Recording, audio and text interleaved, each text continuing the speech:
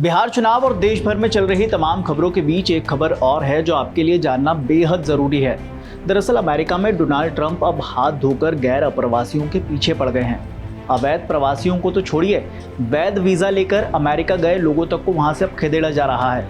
हाल ही में एक रिपोर्ट सामने आई जिसने खुलासा किया, सिर्फ बीते 10 महीनों की बात करें यानी कि ट्रंप के प्रेसिडेंट बनने के बाद के डेटा की, तो आंकड़े जो सामने आए वो बेहद चौंकाने वाले हैं। 20 जनवरी से लेकर अब तक 80,000 गैर अप्रवासियों को अमेरिका से निकाला जा चुका है।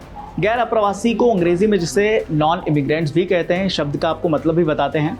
दरअसल गैर अप्रवासी उन लोगों को कहा जाता है जो किसी दूसरे देश में स्थायी रूप से रहने के लिए नहीं, बल्कि कुछ समय के लिए किसी खास काम से गए हों, जैसे कि पढ़ाई करने, घूमने, इलाज करवाने या नौकरी के सिलसिले में। मतलब वो शख्स दूसरे देश में नागरिक नहीं बनना चाहता, बस थोड़े समय के लिए वहाँ रहना चाहता है। ट्रंप अब ऐसे लोगों को भी नहीं छोड़ रहे। हालांकि इनमें से कुछ लोगों का वीज़ा इसीलिए भी रद्द किया गया क्योंकि वो या तो शराब पीकर गाड़ी चला रहे थे या उन्होंने किसी से झगड़ा कर लिया था। कुछ लोगों के नाम चोरी में भी बताए जा रहे हैं। हालांकि चौंकाने वाली बात यहाँ ये है कि कुछ लोगों का वीज़ा सिर्फ सोशल मीडिया पर लिखी गई बातों की वजह से रद्द किया गया। थोड़ा और डिटेल में समझिए। कुल 80,000 में से करीब 16,000 वीज़ा ड्रंक ड्राइविंग के मामलों में रद्द हुए, 12,000 वीज़ा असॉल्ट यानी कि हमले के मामले में, 8,000 थेफ्ट यानी कि चोरी से जुड़े मामलों में। लगभग आधे रद्दीकरण सिर्फ इन अपराधों की वजह से हुए। हालांकि कहा जा रहा है कि बाकी बचे लोगों के वीज़ा मामूली वजहों से रद्द किए गए हैं। इनमें से कुछ तो पर्यटक भी थे जो सिर्फ अमेरिका में घूमने के लिए आए थे। दावा यहाँ तक है कि कुछ विदेशी लोगों का वीज़ा इसीलिए कैंसिल कर दिया गया जिन्होंने सोशल मीडिया पर कुछ लिखा था। उन्होंने जो लिखा वो अमेरिका की विदेश नीति के खिलाफ माना गया। उदाहरण के तौर पर एक अमेरिकी कंजर्वेटिव एक्टिविस्ट चार्ली क्रिक की हत्या पर कुछ लोगों ने सोशल मीडिया पर प्रतिक्रिया दी, बस वीज़ा रद्द। यानी कि अब सिर्फ आपका पासपोर्ट नहीं, आपका ट्विटर अकाउंट भी आपके वीज़ा का भविष्य तय कर सकता है। अब बात स्टूडेंट्स की करते हैं। यूएस स्टेट डिपार्टमेंट के मुताबिक अब तक 60,000 से ज़्यादा स्टूडेंट्स वीज़ा भी रद्द किए जा चुके हैं। इसके पीछे वजह बताई गई ओवरस्टे, छोटे अपराध या फिर वही सोशल मीडिया पर विवादास्पद बयान। हालांकि कुछ मामलों में तो वजह सपोर्ट फॉर टेररिज्म यानी कि आतंकवाद का समर्थन भी रही। हालांकि ऐसे मामलों की गिनती बहुत कम है। कुल मिलाकर देखें तो मैसेज साफ है, अमेरिका अब कोई जोखिम नहीं लेना चाहता है। अमेरिकी विदेश मंत्री मार्को रूबियो ने भी मई में एक बयान दिया था जिसमें कहा था कि हम सैकड़ों नहीं, शायद हज़ारों वीज़ा रद्द कर चुके हैं।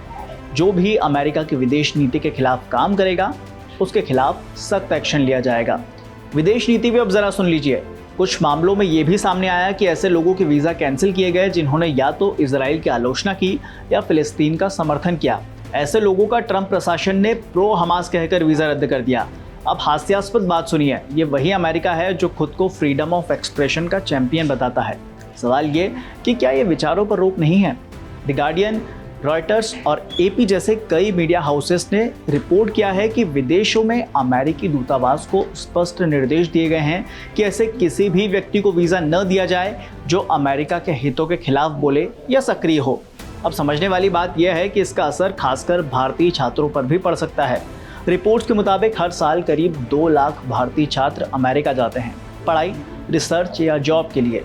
लेकिन अब नई पॉलिसी के बाद डर बढ़ गया है, कहीं कोई पुराना ट्वीट या पोस्ट ही मुसीबत न बन जाए।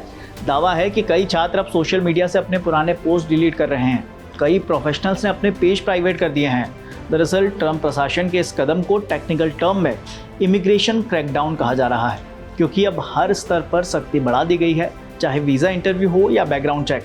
कुछ एक्सपर्ट्स का कहना है कि अमेरिका की ये नीति अभिव्यक्ति की आज़ादी पर हमला है, क्योंकि किसी की राय, किसी की राजनीतिक सोच कानूनी अपराध नहीं हो सकती। हालांकि समझना ये भी होगा कि ये डिजिटल युग की नीति है, जहां आपकी पहचान सिर्फ डॉक्यूमेंट से नहीं बल्कि आपकी डिजिटल छवि से भी तय होती है। आपकी इस पर क्या राय है, हमें कमेंट में ज़रूर लिखिए। फिलहाल के लिए इस खबर में इतना ही। एबीपी लाइव से मैं हूं अमन जैन।